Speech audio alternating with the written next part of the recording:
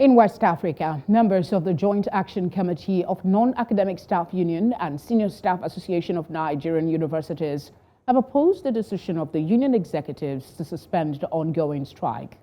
Academic activities have been grounded in both federal and some state universities across the country since February, after the Academic Staff Union of Universities had a fallout with the Nigerian government on issues relating to education and personnel welfare.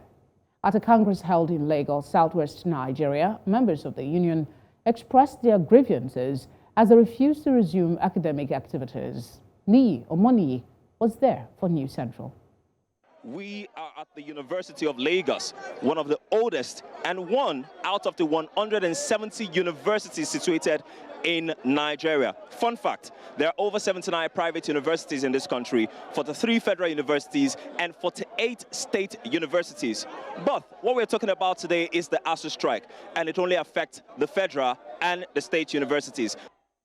Two of the three unions, the Joint Action Committee (JAC) of the Non-Academic Staff Union of Education and Associated Institutions (NASU) and the Senior Staff Association of Nigerian Universities (SSANU), domiciled across universities, recently suspended their 5-month-old strike for 2 months.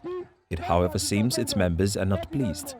From the beginning of this strike, the union leader got a mandate from us. It was at the Congress here and at the Congress of every state to make sure that members were carried along. And indeed, we gave them the mandate that we move on the strike. It is so uncalled for our slaves who call themselves chairmen.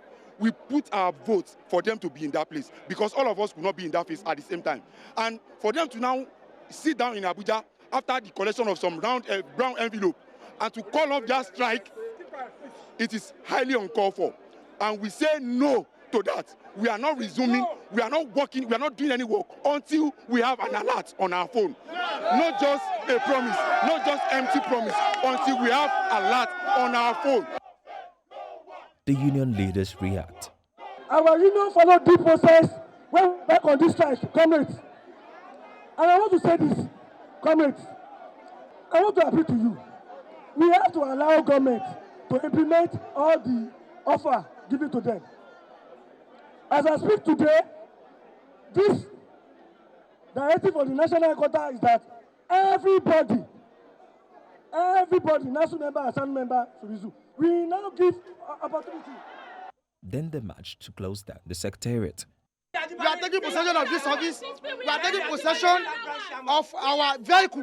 My daughter's school fees, last time I have not paid it. They didn't give me a report card. I cannot feed those children. I have to take them to my brother's place. No money. And they asked me to come to work on an empty stomach. What kind of union is this? We are so much betrayed. This is an abysmal failure. What about the students? Yeah, I study Chinese language.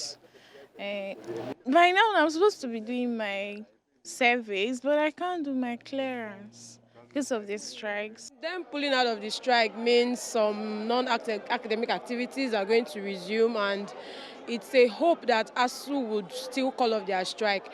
But from what we can see, it's obvious they are not even happy they are pulling out of the strike because they've not been paid.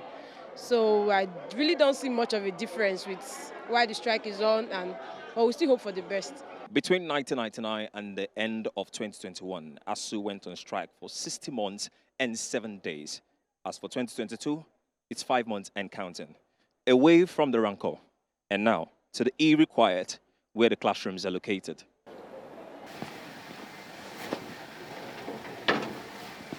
The schools locked, classrooms without academic activities.